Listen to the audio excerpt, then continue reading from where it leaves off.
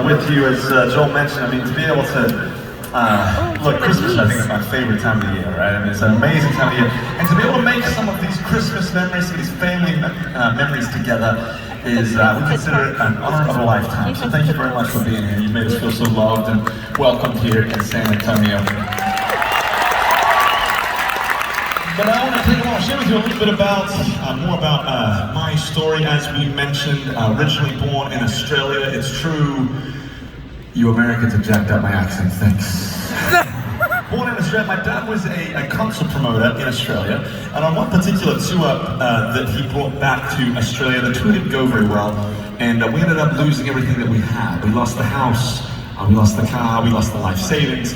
And my dad was looking for a fresh start for his career, a fresh start for the family, and he got a job offer in Nashville, Tennessee, and he thought it would be a good idea to move his 6 kids and his wife, who was 6 months pregnant at the time, and that's exactly what we did. But soon after we arrived in Nashville, we lost that job, and as you saw in the scene, that was one of the first moments kind of that we had here in America, and so we didn't know what else to do other than just gather around as a family and just start praying for these essential things in life. We didn't have a way for our little sister to be born in a hospital. We didn't have any furniture.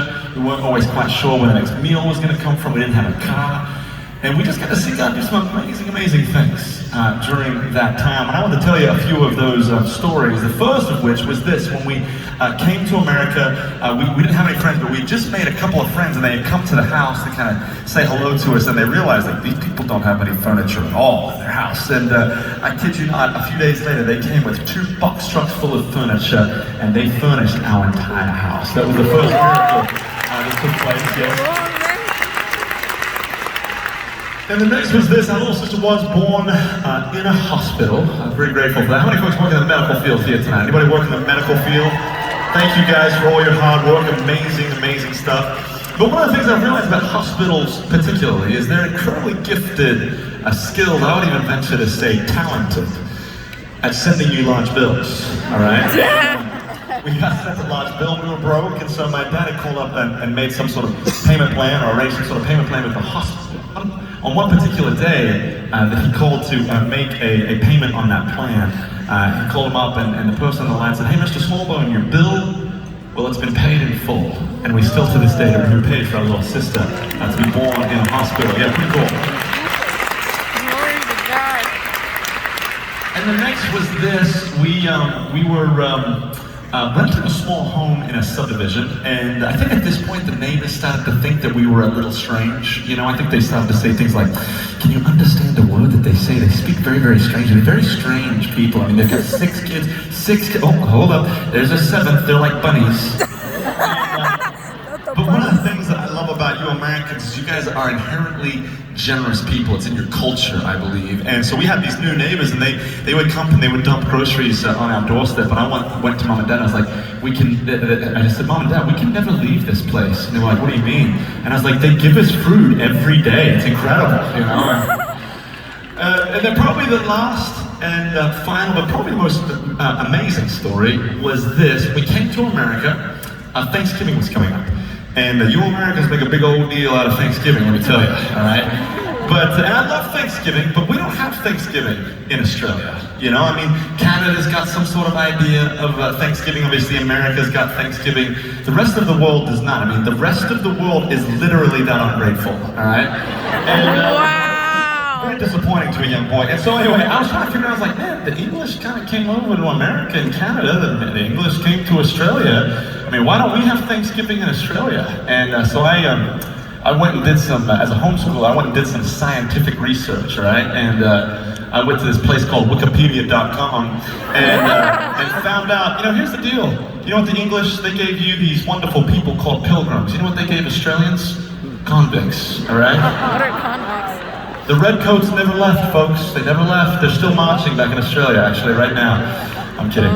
Anyway, a family came to us and said, "Why don't you come over for Thanksgiving, and we'll show you the ropes of Thanksgiving." And we went over to Thanksgiving. I mean, really, if you could take yourself out of America and come for the first time and be a foreigner for Thanksgiving, it is one of the most extraordinary holidays ever. To think that you would have a national holiday like celebrating thankfulness is unbelievable. Yeah, so you clap for that. I think it's great. And that was our experience. We were sitting there kind of like, just absolutely in awe of the fact that there's this group of people that just thanking God, thanking for provision. And so at the end of the night, after a wonderful, wonderful time, the father of the household came to us and he said, hey, I don't know why, but I just feel compelled to give you the keys to my brand new car. And I just want you guys to have it. Let me tell you something. If you want foreigners to fall in love with Thanksgiving, give them a car, folks. Noted. And look, we went through so many extraordinary things. You know, it's a weird thing to look back on because I think it was the most scary moment for us as a family, but yet the most miraculous, joy-filled adventure we'd ever been on. And what I realized as a young boy was this: the moment that we stopped giving to our friends, giving to our neighbors, giving to our families, and the moment that we stopped giving to the poor, our souls go dark. And so I remember going, well, what does this have to do with anything? Well, we've been a part of an organization called Compassion International for a number of years. And Compassion International is a child sponsorship program that specializes in reversing the cycle of poverty in third world countries. It believes about pointing at the youth of these countries, and they'll be able to raise up the next Mother Teresa's, the next Billy Grahams, the next prime ministers, senators, mothers, daughters, fathers, sons, and it'll transform these countries from the inside out. And I heard a very cool story about a young boy. His name was Richmond, and Richmond was born in Uganda, and he was born into a fairly affluent family.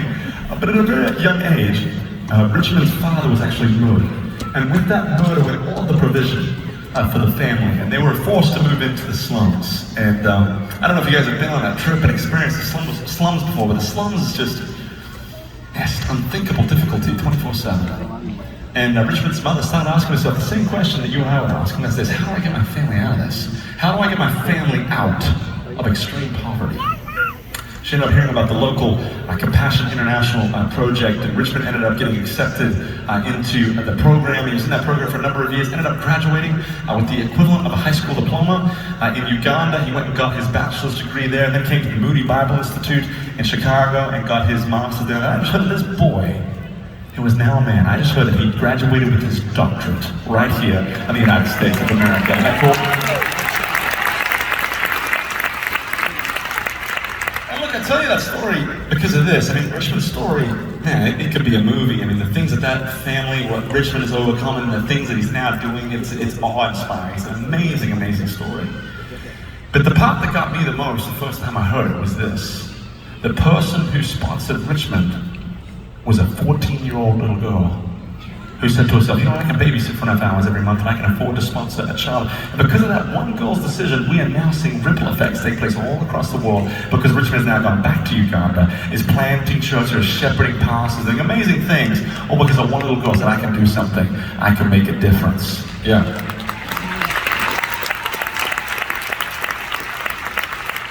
So just a few moments, we're having some Compassion International volunteers come throughout the aisles in this arena with these things called child packs, all right? And I wanted to share with you a little bit about this child here. This is little David, and David lives in El Salvador. And if you open up the back of the packet, you can read up a little bit about their story. It says that David lives with his mother. His mother is employed as work is available. David helps his mother by carrying water, cleaning around the home, gathering firewood, and making beds. And obviously we don't know what happened to David's father in this situation. Gang violence is incredibly difficult right now in El Salvador. It could be attached to that. And the other thing is there's probably 5, 6, 7 other kids in the household. And he's got a mother who is employed when work is available. I mean, the need is just insane. And for some of you here tonight, you might be thinking to yourself, man, look, I love the thought of Compassion International. I love the thought of sponsoring a child, but man, I just can't afford it. And here's the truth: if you were to get together with 2 friends, yourself and 2 friends tonight, it'd be about $15 a month. And you have a child's life, just like David's, changed for forever. Maybe tonight you came with a youth group or a small group or some sort of group. Man, sponsor a child as a group and take up a fund once a month. And you have a child's life, just like David's, changed. Probably the most powerful way that I've seen child sponsorship take place is actually through families. When I was a young boy, my parents sponsored a child. They put the picture, just like David's picture, up on the refrigerator, and every time that I go get milk, or I go get orange juice, or I go get food, I was reminded of the fact that there are other kids in this world who didn't have that ability.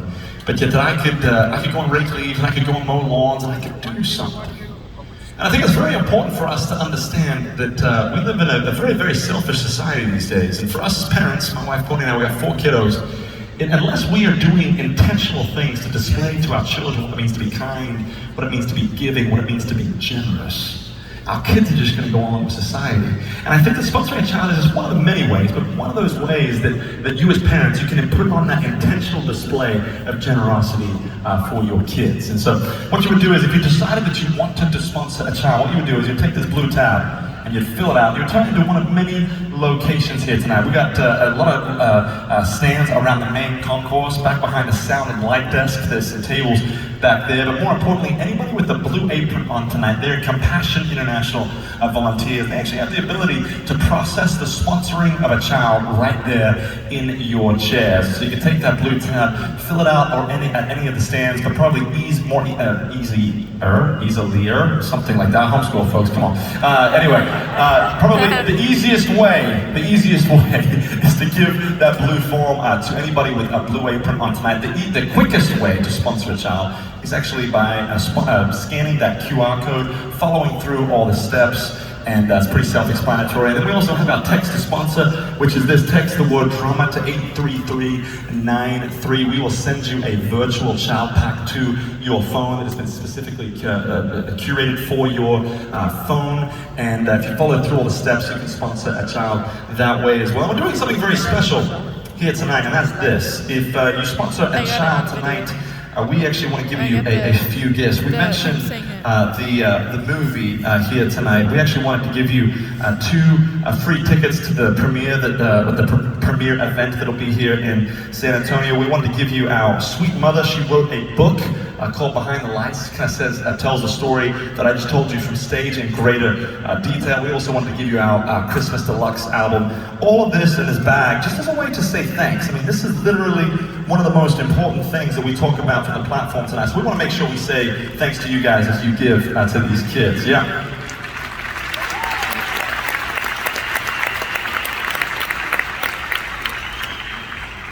The dreamer in me hopes for a few things. I mean, the kids that are in this system, in the Compassion system, they get notified when they get sponsored. And obviously we're getting close to Christmas, and when you sponsor a child, they get notified, and it transforms their local community. So they say it impacts up to 30 people. And the dreamer in me says this, and thinks this, that man, if these kids could get sponsored here tonight, and obviously in the coming nights on this tour, they will get notified by Christmas. And I cannot think for these kids who are desperately trying to get out of poverty, extreme poverty, what a greater gift than to know that someone across maybe oceans, maybe across thousands of miles, cares enough about their hope, their future, that loves them enough, that says, hey, I'm going to support you, I'm going to help do what I can to impact. What an amazing Christmas gift that would be. And the other thing is I often say this, people wonder, look, why do you take time out of your concert to talk about Compassion International? Why don't you just play more songs? And here's the deal, under very, very different circumstances, I was much like one of these kids. And if it wasn't for people like yourselves who gave to me and my family, if it wasn't for people like yourselves who gave generously to me and my family, now I wouldn't be here on stage. And the other thing I say is I will never grow tired of advocating for children who are in desperate need of food, clothing, and education, and most of all, who are in desperate need of Jesus Christ in their life, yeah? Yes! Dare I say so. Dare I say So right now, all across this room, if you're interested in sponsoring a child, you're not committing to anything, you're just saying, hey, I want to read up about one of these kids, just like I did from stage. Just raise your hand up really, really high. Maybe tonight you want to sponsor a child with a couple of friends here tonight. Maybe tonight you can have this one if you want, sir. Maybe tonight you want to sponsor a child with a couple of friends, with a youth group, a small group, or some sort of group. But just raise your hand up really, really high. Maybe you want to sponsor a child as a family, father, son, mother, daughter, whatever it might be. And as I said, what you would do is you would take that blue tab, you'd fill it out, you would turn it into anybody with a blue apron on tonight or any of the stands. The quickest way to sponsor a child is actually through scanning that QR code. Scan that QR code, follow through all the steps, and as soon as you get an email in your inbox confirming that you sponsored a child, just raise that hand up really high and I'll come and give you that free gift. Same with the text to sponsor, text the word drama to 83393, follow through all the steps. As soon as you get an email in your inbox confirming that you sponsored a child, just raise that hand up and they'll come and give you that gift. But just keep those hands up, we get a lot of hands, and so I'll just chat for a few more minutes. My wife Courtney and I, we sponsored a child in in El Salvador, actually, same country as David, and we were spending some time with him a while back. We went to played some soccer, a water park, went and had lunch at his house, and when it came time for us to say goodbye, he looked up at me. I told him I loved him on the pound, and right before I was about to walk away, he pulled down my neck and gave me a kiss on the cheek, and I think that kiss represents all the love and support that he's felt through this ministry called Compassion International. So if we haven't got to you, just keep those hands up. As I said, take that blue tab, fill it out, or scan that QR code, probably the fastest way, depending on cell reception, which I think is good. And then also text the word drama to 83393. Now, obviously, if you sponsor a child tonight, you've got that free gift coming your way just to say thanks. We're going to break for about a 15-minute intermission, but we're going to be back with much, much more music. Thank you guys very much.